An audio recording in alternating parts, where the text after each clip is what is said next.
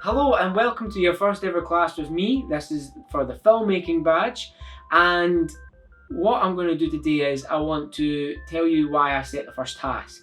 That's the first thing, and the first task is the one about just filming a random object around your house and being as creative with it as you possibly can.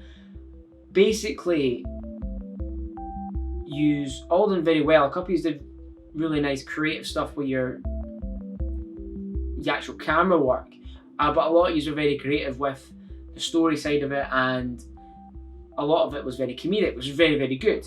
But what I'm trying to show here is use your storytelling skills that a lot of you have and put it in to some filmmaking skills, and it'll tie both of them in really, really well, and it'll make some really good videos if any of you are interested in doing that sort of stuff.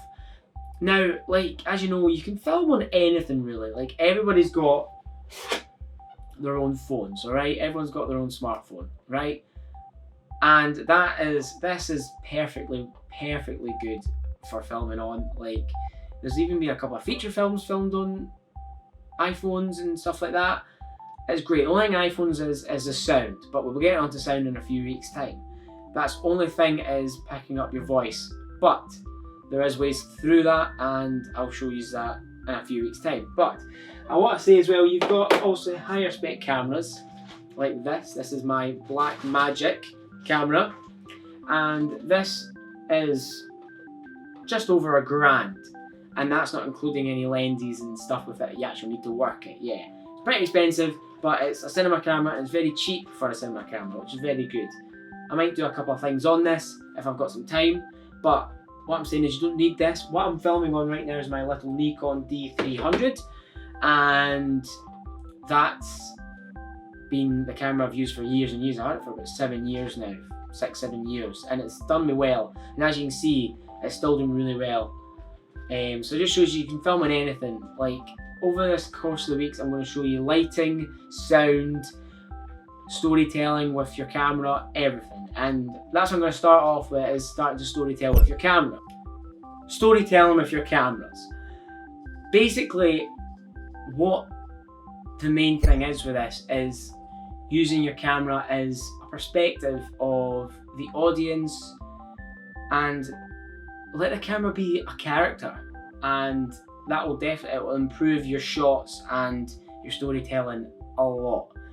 Now, what I want to do first is I want to do frame sizing and angles. This is an extreme long shot. This can be used in an establishing shot to show off your location, to make somebody feel really small, or so you can show a sense of distance or an unfamiliar setting or scene.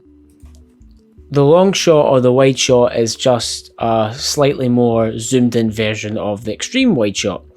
Basically, it does the exact same thing, but emphasizes your subject more. This is the full shot, and basically it's just feet to head. You can see everything in the character. This is a medium wide shot, and it's shot from the knees up to the head of the character. The cowboy shot was named after all the old cowboy films because it's filmed from the hips to the top of the head, and obviously the hips is where the holster of the gun is, so you could see the action in grabbing the pistol when they're going for their guns. But as now it's seen in films like Wonder Woman, and it helps us show action and emotion. The medium shot is slightly above the cowboy shot, and it's the shot that's mostly used in films because it emphasizes the subject of the character, but also emphasizes the background as well. And some people say that's the field of view that we roughly see as human beings, so we emphasize with it more.